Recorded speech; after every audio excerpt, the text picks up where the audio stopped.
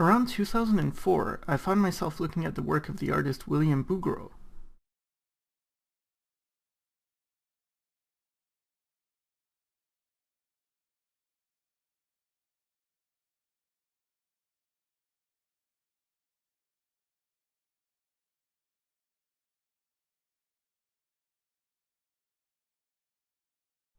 I had seen his work before when I was younger, but it was some painting of cupids or something, and it was in a hotel, and I didn't care much about it. But revisiting him, I saw that in his works there seemed to be more depth to the people he painted than those done by Sargent, and the realism of his work was stunning.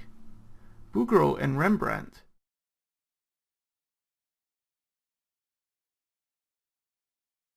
were the two artists I knew that had a real emotional depth to their characters. I felt if I could learn how to paint like this, then I'd be able to paint the type of paintings I wanted to paint. Paint!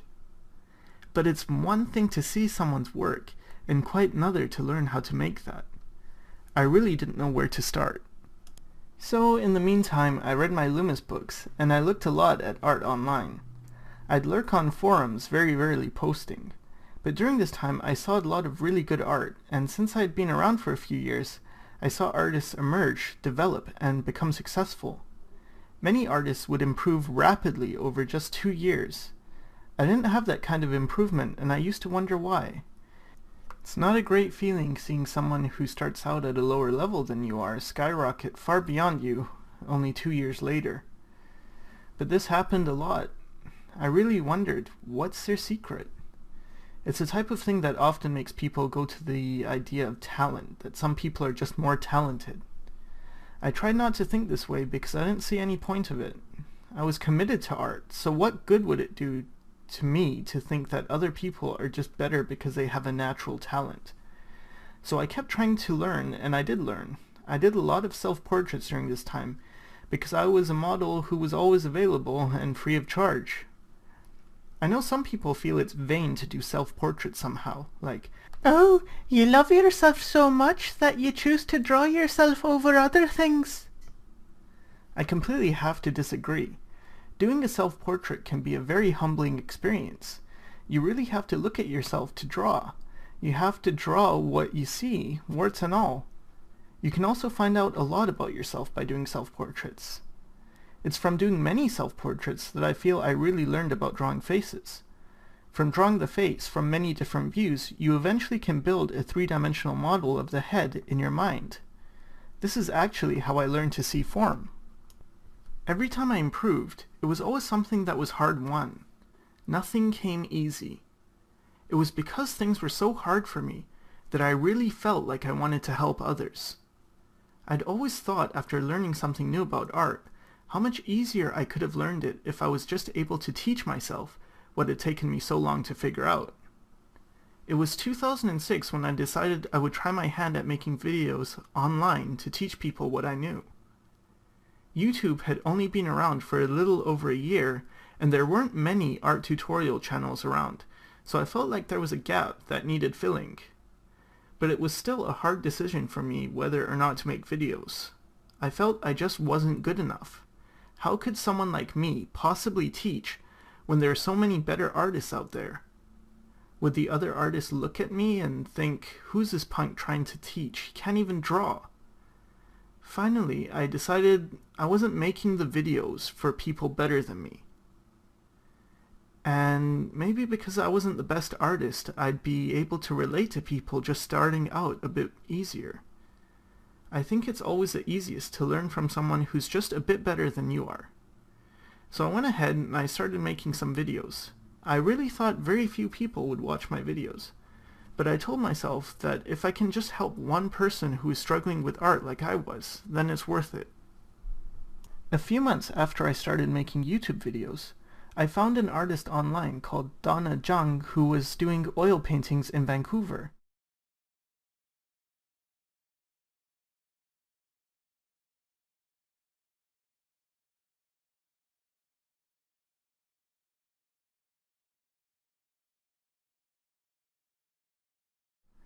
I really liked her work because up until this point, it was the best work I had seen from an artist in Vancouver.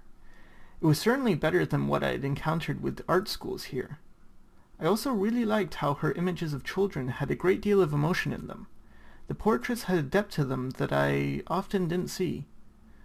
I really wanted to take lessons from her, and so I contacted the gallery she was associated with and found out that she actually taught weekend lessons. I contacted Donna and she met up with me and accepted me as a student.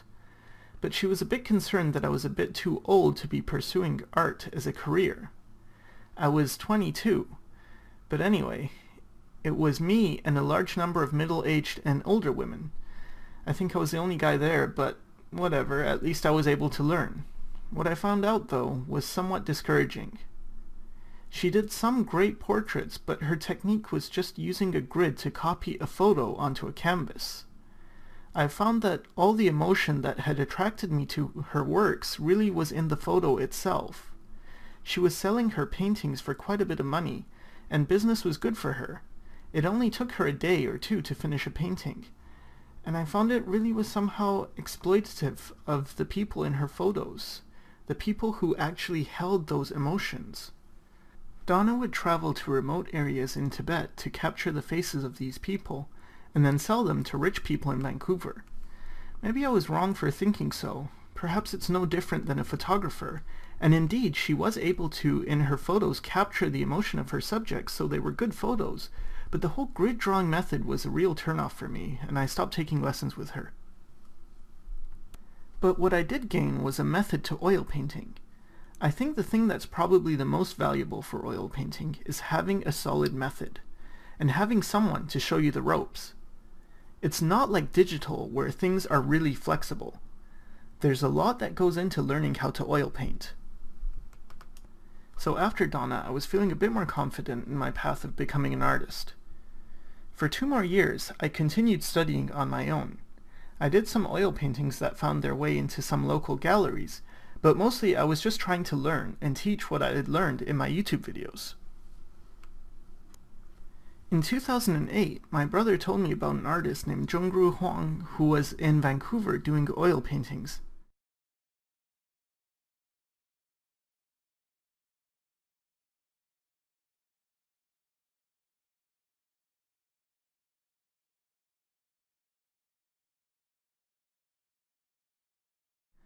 I checked out his work and I was blown away, and again I was thinking, I need to learn from this guy. Something encouraging was that he was drawing, so I knew I didn't have to be afraid of him using a grid method. I immediately tried to get in touch with him and asked him if he taught lessons. He said he did, but he was only in Vancouver for 2 months. I saw him 3 times a week for 3 hours each time. 2 months of lessons ran me around $1,600, which for me was a lot of money that I saved up. But I felt it was really worth it. From him, I learned the classical method of oil painting. It's a method he learned from his teacher in China, who was in turn taught the Russian classical approach to oil painting. It's a similar technique to what I had seen in Bouguereau's work, and I was really eager to learn. I think taking lessons with Zhongru, or Ru as we called him, was when I finally started to take art seriously. By taking art seriously, I mean that from the time I woke up until I went to sleep, all I did was art. And for me, I had a huge improvement. Finally, I knew the secret that the people on the forums had that helped them in 2 years make rapid progress. Ru wasn't too confident about me when he first saw my artwork, because at this point I was 24 and the work I was doing wasn't close to professional level. But at the end of the 2 months he told me he thinks I can do it because I work hard. It was a relief to know that hard work pays off, and it really does. Here are some of the works I did in my 2 months with Ru.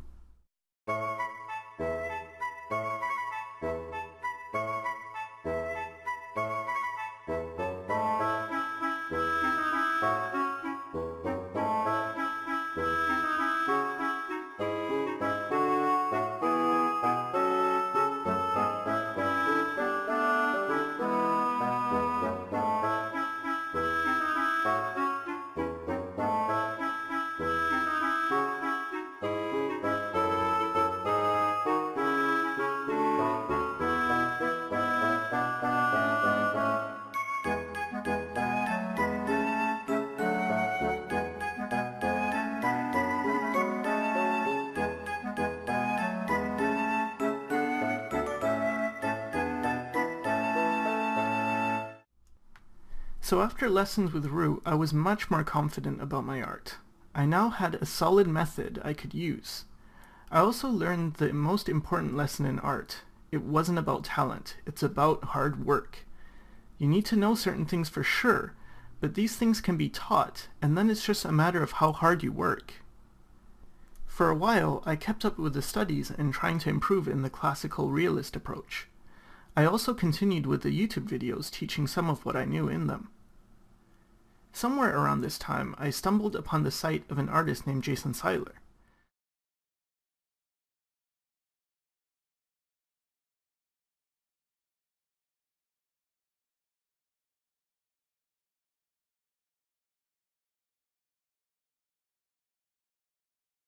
I thought his work was really cool, but I didn't think much more about it beyond that, because there were lots of really cool artists out there.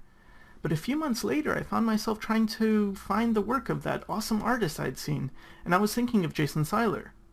I would often listen to podcasts by an artist called Bobby Chu.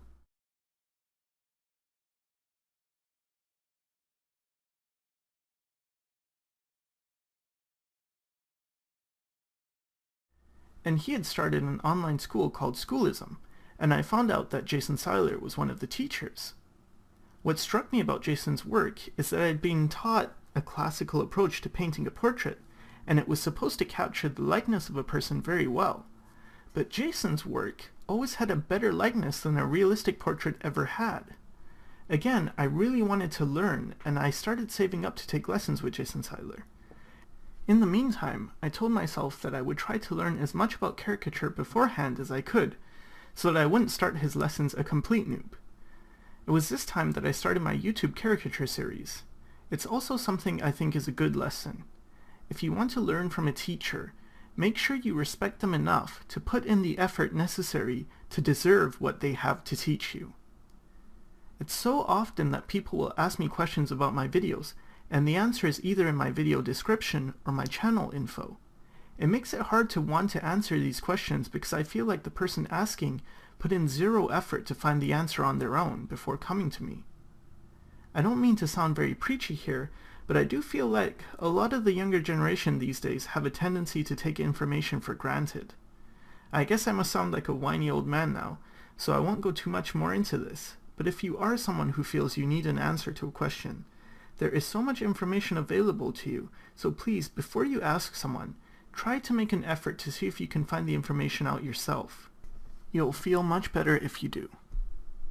So anyway, I took Jason Seiler's course, and I learned a lot about caricature and digital painting. The coolest thing, though, was that the things he taught in digital painting were the same things my teacher Rue had taught me with traditional oil painting, and in fact, Jason's technique is born from the classical oil painting method, and Jason can oil paint like a boss.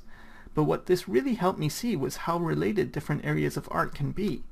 I never cared for street caricatures, but I really love Jason's caricatures because they took the street caricature formulas and combined them with a classical fine art approach. After taking the class with Jason Seiler, though, I got greedy again and I wanted to learn more.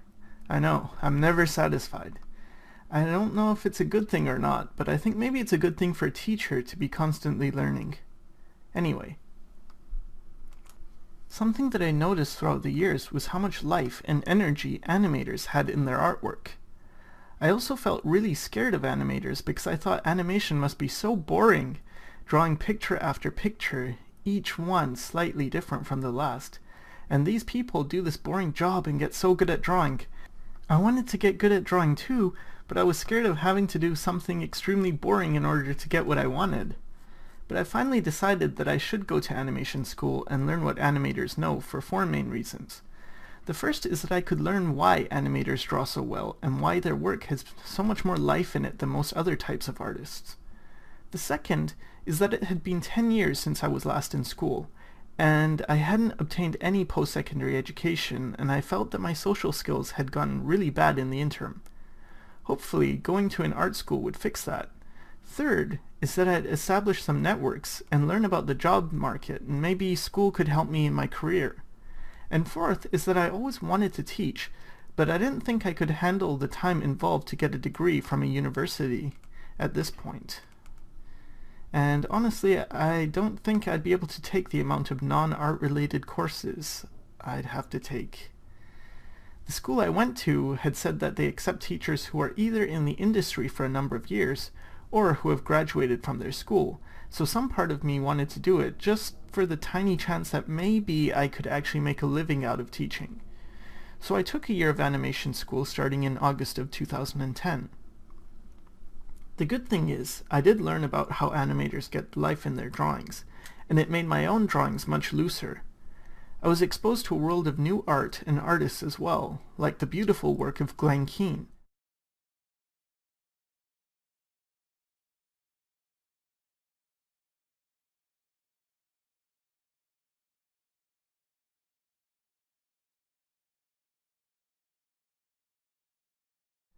Or the amazingly caricatured world of Sylvain Chomet.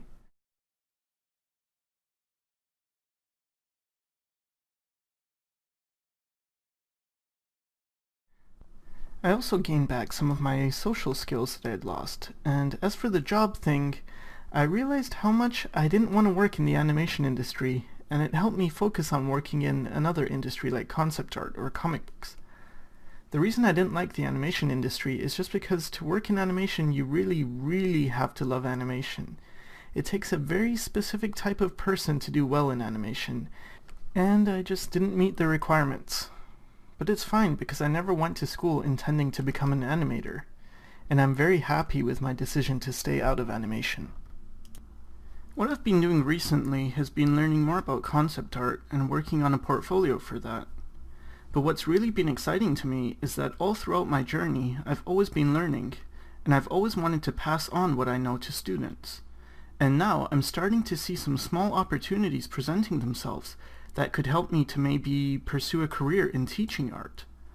My goal right now is to become the best art teacher around. I want to break down the complexity of art into something that anyone can learn. I've made so many bad choices when it comes to art, and I hope I can use those failures as teaching tools for other people so they don't have to struggle quite as hard as I've had to. Although I've moved from subject to subject, the constant has been my desire to analyze, dissect, and share the knowledge I've obtained. So that's my journey so far. I'm not sure where it's going in the future, but I thought I'd take the opportunity to share some pearls of wisdom that I've gained over the years of trying to learn how to become a better artist.